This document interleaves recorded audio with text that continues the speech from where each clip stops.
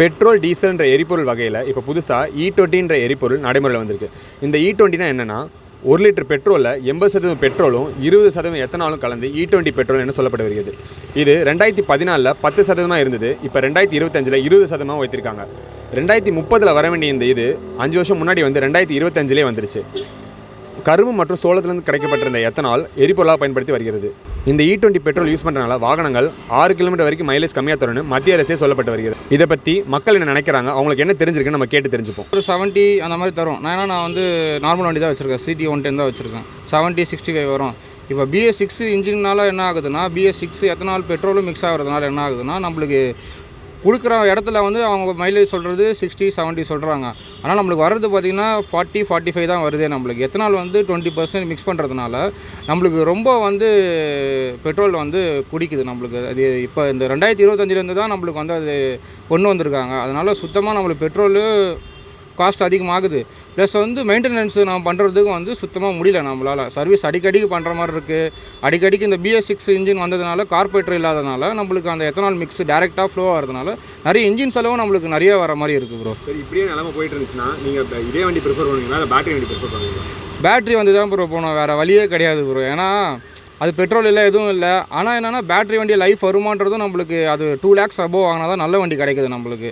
இப்போ நார்மலாக ஒரு வண்டி வாங்கினோன்னா நம்மளுக்கு 1 lakhல முடிஞ்சுது பெட்ரோல் வண்டி. டெய்லி ஒரு எக்ஸ்பென்ஸ் நான் இப்போ போகிறேன்னா வீக்லி நான் 300 போகிறேன்னு வச்சுக்கோங்களேன். அது போடணும்னு அவசியம் இல்லை. ஆனால் அந்த வண்டி லைஃப் வருமானு தெரியாது, வேறு ஆப்ஷனே கிடையாது நம்மளுக்கு. நம்ம பெட்ரோல் வண்டி தான் யூஸ் பண்ணி ஆகணும். லாங் டிரைவுக்கும் அதான் யூஸ் ஆகும் நம்மளுக்கு. இப்போது பெட்ரோல் பங்கில் வந்து இப்படி எத்தனால் கலந்த பெட்ரோல் E20 E10 வந்து இருந்துச்சு.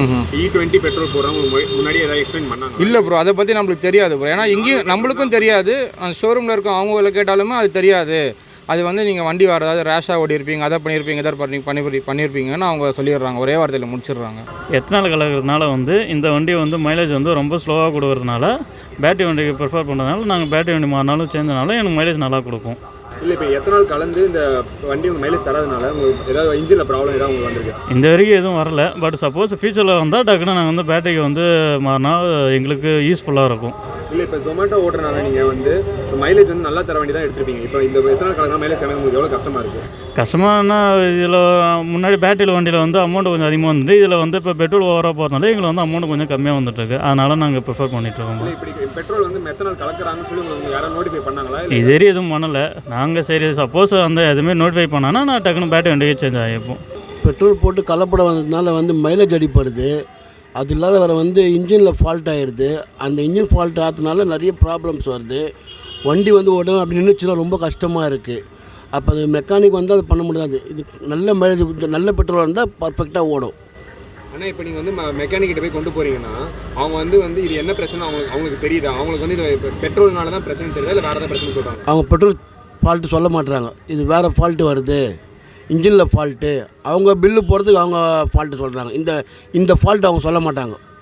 ஆனால் இப்போ இந்த மாதிரி பிரச்சனை வரதுனால இப்போ ஃப்யூச்சரில் வந்து இப்போ இதேமாதிரி பிரச்சனை வந்துச்சுன்னா நீங்கள் இதே பண்ணுவீங்களா, இல்லை வந்து நான் கலப்படம் இல்லாத பெட்ரோல் வந்து தர போகிறான்னு வச்சுக்கோங்க, அதுக்கு அதிக காசு கொடுத்து தான் வாங்கணும்னு நினைக்கிறீங்கன்னா அந்த மாதிரி வாங்குவீங்களா, இல்லை இதே பிரச்சனையே இருக்கீங்களா? இல்லை நல்ல பெட்ரோல் போட்டு நல்ல பெட்ரோல் தான் போட்டு ஆகணும். இப்போ அந்த கலப்பட பெட்ரோல் போட்டு ஏகப்பட்ட ஃபால்ட்டாக வருதுங்கள, அதனால் நம்ம வந்து அதை போட மாட்டோம். அதை இது பண்ணி கூட நல்ல பெட்ரோல் கூட. ஆமாம், அந்த இப்போ ஒரு சர்வீஸ் போனாலே 25,000 அப்படி வாங்குறாங்க.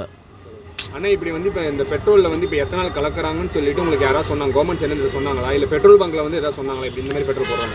அதுமாதிரி யாரும் சொன்னதே கிடையாது. மெக்கானிக் சைடில் தான் சொல்லுவாங்க. அதான் இப்போ உங்களுக்கு ஃபால்ட் ஆகி நீங்கள் மெக்கானிக் சைட் போனதுக்கப்புறம் தான் உங்களுக்கு சொல்கிறாங்க. ஆமாம், யாரும் உங்களுக்கு இதுவரை சொன்னதே கிடையாது யாருமே. கவர்மெண்ட் சைட்லேருந்து வந்து நீங்கள் என்ன சொல்லணும்னு நினைக்கிறீங்க? இந்த மாதிரி மாற்ற போகிறோம்னு ஏதாவது சொல்லணுமா? ஆமாம், பெட்ரோல் நல்ல பெட்ரோல் போட நல்லது தான். இப்போ நிறைய இது வந்திருக்கு, CNG வந்திருக்கு, இது வந்திருக்கு. நல்ல குவான்டிட்டி கொடுத்தா நல்லா தானே இருக்கும். இப்போ டிராஃபிக் ரொம்ப கஷ்டமாக இருக்குது, மைலேஜ் அடிப்படுது, புரிஞ்சுங்களா? மைலேஜ் அடிப்படுது. ப்ளஸ் வந்து ப்ராப்ளத்தினால வந்து வண்டி இன்னும் போச்சு, டிராஃபிக் வர வருது. இப்போ நல்ல குவான்டிட்டியான பெட்ரோல் கொடுத்தீங்கன்னா நல்லா தானே இருக்கும். அண்ணா முன்னாடி மாதிரி வந்து வண்டி இப்போ மைலேஜ் உங்களுக்கு தருதா? கண்டிப்பாக இல்லை. முதல்ல வந்து பெட்ரோல் கிளியராக இருந்தது, அதனால் ஓரளவுக்கு 1 லிட்டர் போட்டாக்கா ஒரு 40-45 வரும். இப்போ ஏதோ எத்தனால ஏதோ அதில் கலக்கிறாங்களாமே, அதனால் இப்போ மிஞ்சி போனால் 35-38 அவ்வளோதான் வருது. இல்லை, இதனால் உங்கள் வண்டிக்கு ஏதாவது பிரச்சனை இருக்குது? சவுண்ட் ஏதாவது, இன்ஜின் பிரச்சனை ஏதாவது ஆயிருக்கா? கண்டிப்பாக வருது, இன்ஜின் பிரச்சனை வருது. அதுவும் இல்லாமல் மழையில் நனைஞ்சதுனாக்கா அந்த தண்ணி வந்து உள்ளே போய் தேங்கிடும். சரி, இதை பற்றி நீங்கள் மெக்கானிக் சைடில் போய் கேட்கும்போது அவன் என்ன சொல்கிறான்? இன்ஜின் பிரச்சனை சொல்கிறானா, இல்லை பெட்ரோல்னால பிரச்சனை சொல்கிறாங்க?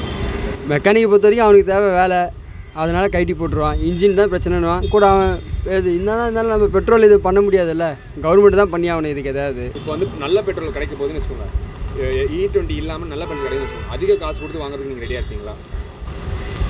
அஃபோர்டபுளாக தான் வாங்கி தான் ஆகணும். இல்லை இப்போ வந்து இப்போ பெட்ரோல் வந்து 100 ரூபான்னு இருக்காங்களா, நல்ல பெட்ரோல் வந்து 120 ரூபா சொல்கிறாங்க 1 லிட்டர் அப்படின்னா நீங்கள் பெட்ரோல் போடுவீங்களா? போடலாம்.